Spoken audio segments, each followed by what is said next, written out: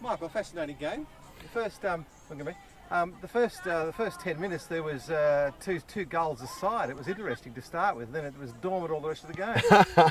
It was. We started out. We had an idea how they were going to play, and they did play that way, and we didn't counteract it very well at all. And they tore us apart through the middle of the park with runners straight through the centre. And it got to 2-2, and I had to change the system. Actually, when we were 2-1 down, I changed the system, and we actually played a 3-4-3.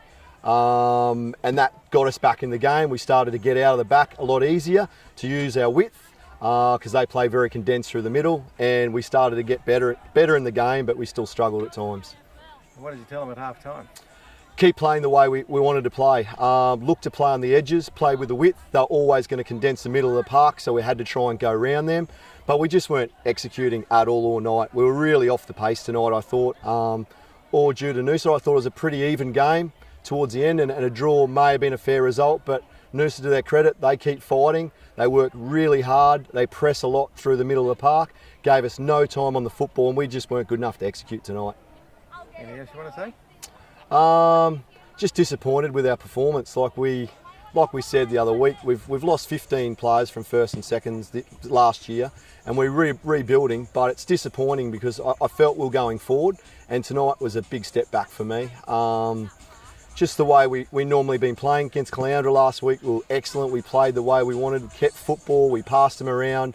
Tonight, Noosa really condensed the middle of the park, shut us down, and gave us no options to get out. We changed that, and I thought it was working, but we just weren't good enough to execute those passes out. And maybe on another night we might have snuck one at the end to get 3-2 up as well. But we've just got to get back to the drawing board and get back to training, work hard, and hopefully next week we get a result. Speaking of next week, who are you playing? We have got, who we got? BG's next week. BG's down at BG's. So that'll be a very, very tough game as well. There's no easy games anymore. Every team in the league, I think last week Gympie beat NYU. So you just can't go into a game thinking you're going to win. You've got to turn up every single game and get the result. Yeah, the BGs have got, after a few years of not doing so well, they're starting to rise through the ranks again too. They are. They've gained a lot of players. Daniel Carew's recruited a lot of guys to come down there. A lot of juniors, I think, from Budrum, ex-Budrum players.